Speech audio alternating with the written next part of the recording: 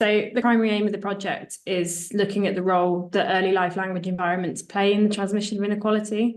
So I think the first thing is to ask, okay, but why language? And the reason we've chosen to focus on language is because, as you said, the aim of our lab is to look at why some children succeed in education and some don't. And actually, language is a really key skill for success in education. So even beyond domains that are not necessarily language-based, having sufficient language is really important in education, to be able to chat with your peers, to be able to communicate with teachers, to understand the curriculum and the materials you've been given. So language is a really key fundamental skill for success in education. But then what we found is, and what has been found for many years, is that actually not everybody's language exposure is equal. So what we find is that a person's SES, so their socioeconomic status that's traditionally indicated by their occupation, their income, their education, that actually tightly correlates with their language usage, and are based on the pattern that those who have more financial and social resources use more sophisticated language, speak in longer sentences, use a more diverse vocabulary